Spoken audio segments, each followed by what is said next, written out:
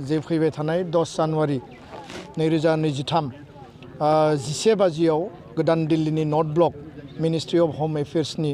बे मावखुलियाव भारत सरकारनि होम सेक्रेटारि अजय कुमार भाल्ला बिथांनि आफादगिरि बा मासि लानायनि गेजेरजों आरो बिथाङा जोंखौ हांख्रायदों लेटार हरनानै आसामनि चिफ सेक्रेटारि आरो लोगोसे बिटिआरनि गाहाय प्रमद बर' बिथां बाहागो लागोन डेपुटि चिफ प्रिन्सिपाल सेक्रेटारि आरो अफिसारफोर लोगोसेनो बर' कसारी काउन्सिलनि chief minister Basumatary deputy chief आरो गुबुन गुबुन दुलाराय बर' फरायसा आफादनि मोनसे डेलिगेसन टीम एनडिएफबिनि मोनब्रै हानजानि गासैबो सोमावसारग्रा बारग' दैदेनगिरिफोर सागानगिरिफोर बिथांमोना बाहागो लागोन आरो फ्राय 20 जन बे डिसकासनाव जों बाहागो लागोन मानो होनब्ला बिटिआर गोरोबथाया 3 बोसोर जानो थांगासिनो दङ 27 जानुवारि 2023 आव आरो जोङो दुलाराय बर' फरायसा आफाद आरो बारग' एनडिएफबि सागानगिरि आरो बिटिआर सरकार जों बयबो बे बाथ्राखौनो प्रेसार होगासिनो दङ आसाम सरकार भारत सरकारखौ जे सुक्तिनि गासै दफाफोरा खम समनि गेजेराव गोख्रै मावफुंजानांगौ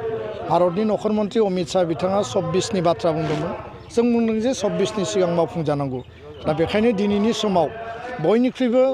गोनांसिन बाथ्राया जाहैबाय सनितपुर बिश्वनाथनि सिमा बारायनायनि बाथ्रा बेखौ लानानै दिल्लीयाव जोङो स्पेसियेलि नैबे टकआव जोङो कुइसन खालामगोन आरो बिनि स्टेटास आरो बियो माब्ला जागोन आरो बियो सरकारनि रिपर्ट बायदिबा फाइनाल स्टेटासाव दं होनना बुङो नाथाय दिनैसिमबो बियो डिसिसनाव फैयाखै फारसेथिं कार्बि आंलंनि एसटि हिलनि इस्यु आरो आर्टिकल 280 एमेन्डमेन्टनि बाथ्रा डाइरेक्ट रिक्रुटमेन्टनि बाथ्रा फरेस्ट राइट एक्टनि लेन्ड राइटनि बाथ्रा एनडिएफबिनि जिखिनि इस्यु दङ जोङो दाख्लैबावै मोनब्रै आफादजों ज' जिरायनानै माने खोब माइन्युटलि डिसकास खालामनानै थख' जों खालामनानै लाबाय जे रिहेबिलिटेसन जायफोर मोननो गोनां दंबावो बिथांमोना जाहाथे सासेबो एनडिएफबि जायफोर हार्डकोर केडार बिसोरो कुनु कारनाव थालाङा बिनि थाखाय जोङो क्लियार मोनसे डिसिसन लाबाय गुबुन मोनसे बाथ्राया जाहैबाय जे जायफोर शहीद परियाल मार्टियार फेमिलिया फैसा मोननांगौ बेखौ लानानै गोबां दावराव दावसि जाबाय थादों दा गोबां भेरिफिकेसन सोलिगासिनो दङ गोबां मार्टियार परियाला डकुमेन्ट गैया आरो डकुमेन्ट गैयैनि थाखाय एनडिएफबिनि जायफोर दैदेनगिरि बा आफाद हिसाबैनो बिनि सार्टिफिकेसनखौ होनांगोन जेरैबायदि एबसु आन्दलननि मार्टियारखौ एबसुआ होदोंमोन बिएलटिनि समाव होदोंमोन दा बेखायनो बे सार्टिफिकेट आरो सरकारनि जायफोरा पस्टमर्टेम रिपर्ट माबा माबि जायफोर रिपर्ट दङ बेबायदियै बिथांमोना बिथा खालामनानै हागोन दा बे माखासे बाथ्राफोरखौ जों सावरायदों आरो गभर्नमेन्टखौ जों बुंदों जे एक्स ग्रेसियाखौ गोख्रैनो बेखौ माने दिहुननानै होनांगौ जाहाथे 500 1000 फेस मेनाराव बेखौ होलांनो हायो गुबुन बाथ्राया जाहैबाय जे केस उइथड्रयेल बे जोंनि मेजर आरो दिनै 400नि बारा केसा उइथड्र जाबाय 263 मानसिया दिनै बेजों फ्रि जाबाय थाखानाय केसा उदां जाबाय नाथाय अरुणाचलाव नागालेण्डआव मेघालयआव गोबां केसेसफोर दङ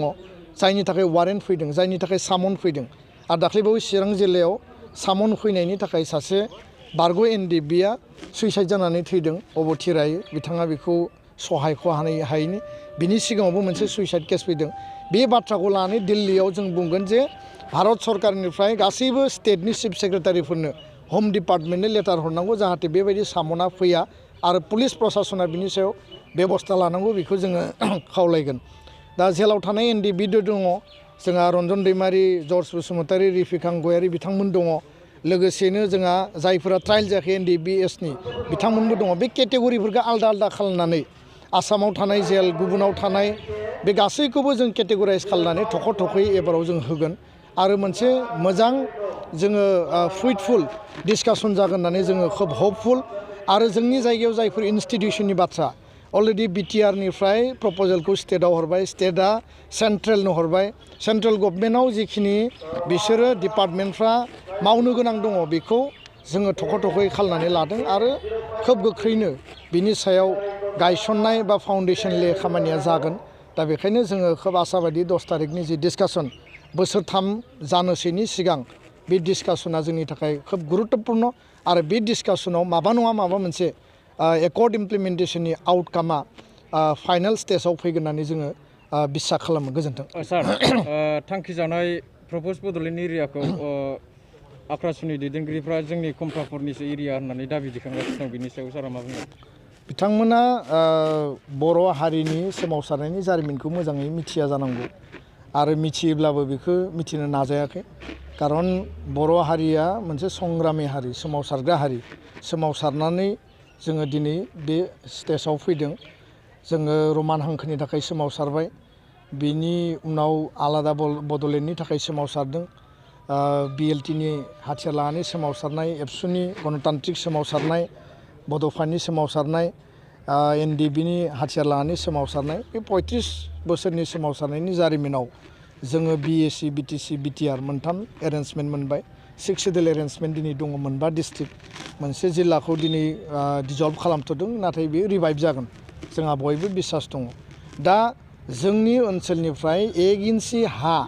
1 फुट हा, 1 बिगा हा खुनु कारनाव सोरबाया माबा दाबिदों, सोरबाया माबा डिमान्ड खालामदों, खुनु कारनाव बेयाव जोङो थांनो होआ आरो खुनु कारनाव भारत सरकाराबो बेखौ माने बेबायदि खालामनाय नङा, जोंहा बिसास दङ। खारन जोंनि इतिहासखौ बयबो मिथियो। दा बेखायनो कमतापुरनि दाबि खालामदों, कच राजबंसिफ्रा कच रायजोनि दाबि खालामदों, वेस्ट बेंगलाव दाबि खालामदों, KLOआ सान्ति सुक्तियाव फैनो नागिरदों, जोंनो सान्ति नांगौ, बिथांमोना फैथों, जोंहा बादा गैया। बिथांमोननि मा दाबि दङ, मा डिसकासन दङ, बिथांमोना खालामथों। खिन्थु जोंनि एरियाखौ लानानै खुनु दल संगठना हिसाब निकास खालामनायनिफ्राय ब्रेननिफ्रायनो गोजानाव दोननांगौ। आरो जायनि थाखाय आदिबासि सुक्तियावबो आदिबासि हाथियार लाग्रा संगठनफोरजों जि सुक्ति खालामबाय, बे सुक्तिखौबो दिनै जोंनि बड'लेण्ड ओनसोलखौ बाद होनानैसो खालामदों। बिथांमोनखौ नमिनेटेड लेभेलनिसो मोनसे काउन्सिल होदों। दा बेखायनो बेयाव गोदानै जोंनि 6 सिडुल एरेन्जमेन्टनि सिङाव गोदान खुनु एरेन्जमेन्ट जाया। जोंनि ओनसोलनिफ्राय 1 इन्सि हा खुनु कारनाव हरनाय जाया आरो बिनि थाखाय जोंहा माहारियारि संघात जानो गोनां गैया। रावबो आफादजों जों संघातखौ लुबैया, खिन्थु बै आफादफोरा नाङा फाङा बेबायदि जेंना लाबोनायखौ जों लुबैया आरो बिथांमोना मोजाङै बुजिनाया मोजां। आरो बर' हारिया गावनि जातिनि सार्थ थामोन्था रैखाथिनि थाखाय बबे लेभेलसिम थांनो हायो बेखौ बयबो नुबाय आरो बिनिफ्राय बुजिनाया मोजां, आं बेखौसो स्पष्ट बुङो। गोजोन्थों।